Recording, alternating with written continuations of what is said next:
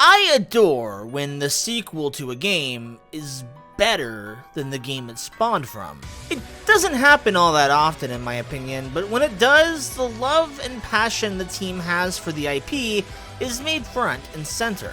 Take Spyro the Dragon, for example.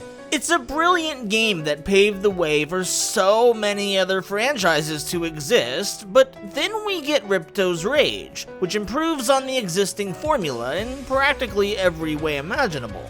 In the case of the Caligula Effect, the same could most certainly be said. Any problem I may have had with the first game was fixed with the sequel, which features a new cast of characters, a new world to explore, and a suspiciously similar premise that will leave you pulling at threads until the credits roll. Welcome to the Pixcelation Show, the only series on the internet to tackle the questions on everyone's minds, such as: when will the inevitable anime adaptation of the Caligula Effect 2 be greenlit, and will it be as bad as the first was? I'm Pixcelation, and in today's episode we'll be taking another expanded look at the Caligula Effect 2, which drops today in North America for the PS4 and Switch, courtesy of NIS America, who graciously provided me with an early access copy. I do want to warn y'all though, this video, unlike my last one, will contain spoilers, though I'll be letting you know when and where they live so you can avoid them if you want. In the Caligula Effect 2, you play as the oldest and most stressed out high schooler of all time as they awaken to the realization that their world is a simulation known as Redo. In no time, they encounter the rebel Virtua doll known as Key, and together vow to bring down the rulers of this artificial world, a Virtua doll who goes by the name of Regret, and her obligato musicians. If this sounds familiar, that's probably because you've played the first game, which has more or less the exact same premise, but this is most definitely on purpose, as this sequel boasts some late game twists that more than make up for the repetition. If you're unfamiliar with this series, I feel I need to explain something before I move on. In the world of the Caligula Effect, there are vocal synthesizers called Virtua dolls. No, not that kind of Virtua doll. That are similar in nature to our world's Vocaloid, with one difference. It's implied these Virtua dolls are sentient, and have the ability to pull people into simulations using the power of their voice. In a way, it's like this. Imagine if Hatsune Miku gained self-awareness and, after listening to the kinds of songs people have made using her voice bank, decided it'd be best if humanity wasn't left to its own devices. In the real world, anyone in Mobius or Redo is in a coma, wasting away in their own piece of Wonderland. In my opinion, it wouldn't be the Caligula Effect without the multifaceted characters, and this sequel is no exception.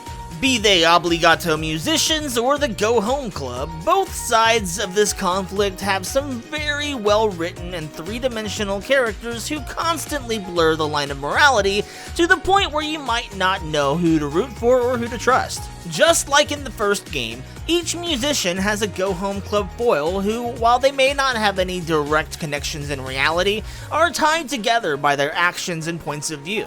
I really enjoyed this concept, as it opens up avenues for the player to understand the antagonist's perspective and gives us reasons why the Go Home Club might not be totally in the right after all. In talking about the characters, it would be a mistake not to mention the pure, uncut jams that play during each of the dungeons, meant to represent the musicians as, in-universe, they're the ones who wrote them. As in the first game, an instrumental version plays as you explore the dungeon's overworld, and then the vocal version plays in battle, and the transition is smooth like butter. It should be said, however, not all songs are created equally, and I enjoy hearing some of these tracks on repeat more than others. If you've played the Caligula Effect or Overdose, you know what you're getting yourself into, but for those who haven't, The Caligula Effect 2 is a dungeon-crawling RPG reminiscent of Persona, and for good reason, as they're written by Tadashi Satomi, who was responsible for the scenarios, characters, and settings for Revelations Persona, Persona 2 Innocent Sin, and Eternal Punishment. It should be noted, however, that these games have a lot more in common with the later Persona titles, with its social hierarchy dubbed the Causality Link, the character stories that closely resemble social links, the absolute bangers that come with exploring the dungeons, and, of course, the whole armchair psychology shtick. In my review of Overdose, I said it was so desperate to be the next Persona, and for the most part, I still defend that stance.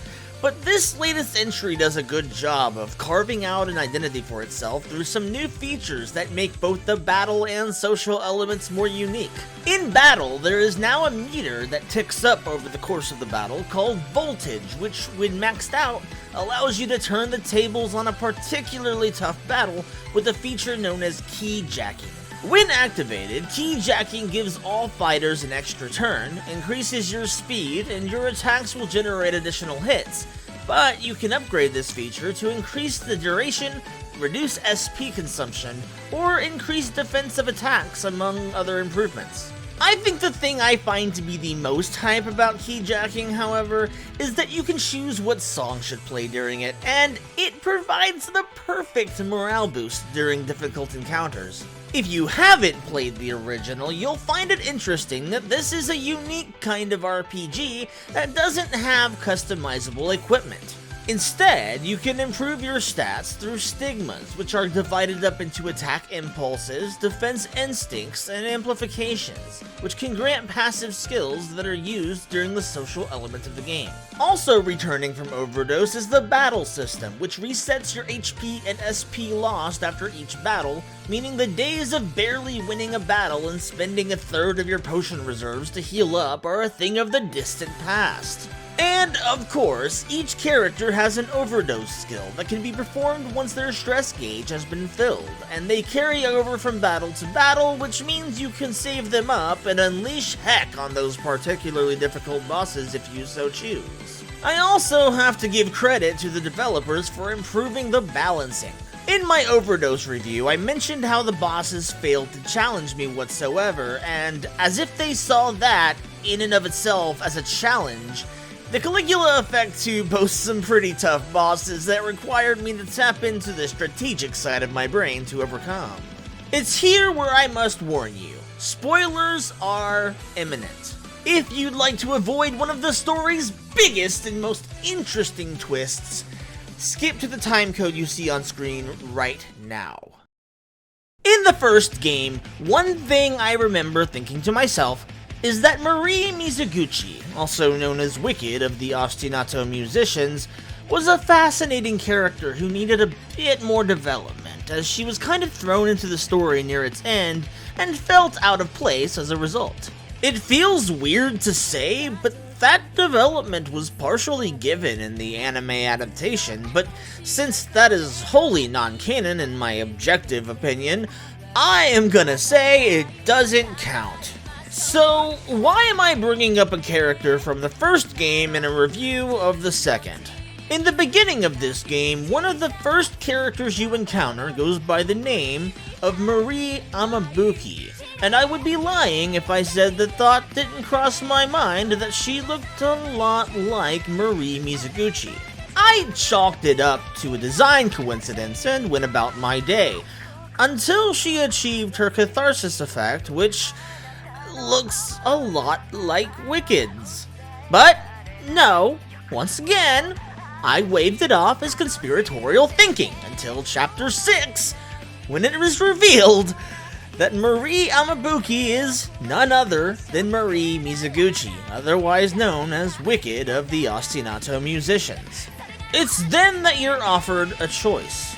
It turns out, after the events of the first game, the Virtua doll Mew, who was one of the antagonists, offered Marie a world of her own, a Micro Mobius, which was the foundation of the world of Redo. As such, the Go Home Club must make a choice. If they kill their trusted friend and comrade, they will be able to return to reality without having to go up against regret, which may be a losing battle. If the player chooses not to kill Marie, which is likely the intended canon option, she rejoins the party and the journey continues as intended. If they choose the opposite, however, you're forced into a battle with none other than Wicked. I haven't seen the aftermath of this fight as of writing this, but I can imagine the side effects of such a morbid and macabre twist. It would be interesting if, after beating Wicked, she joined the party and the rest of the story played out as it normally would, just with Wicked instead of Marie. I think this was one of the best things this sequel did.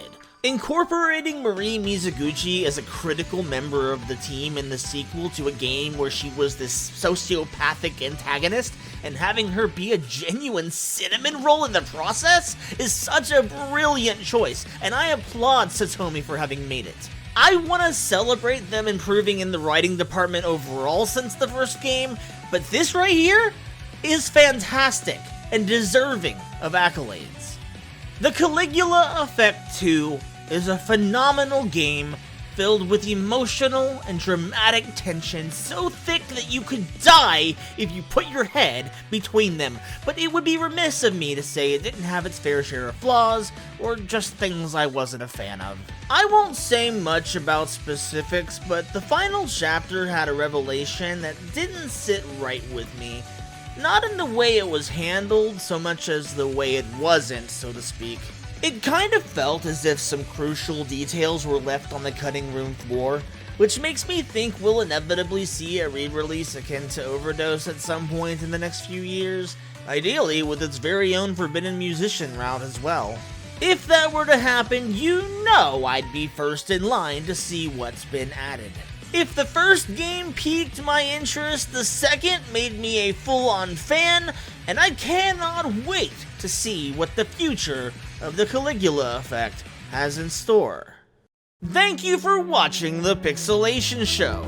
If you'd like to get your hands on a copy of the Caligula Effect 2, it releases today in North America for the PS4 and Switch via NIS America. If you're in Europe or Australia/New Zealand, it'll release on October 22nd and October 26th respectively. If you'd like to support this channel and help make content like this possible, please consider becoming a patron for $1 per month. I love you all, and I can't wait to see what I make next. In the meantime, this has been Pixcelation, reminding each and every one of you to stay pixelated.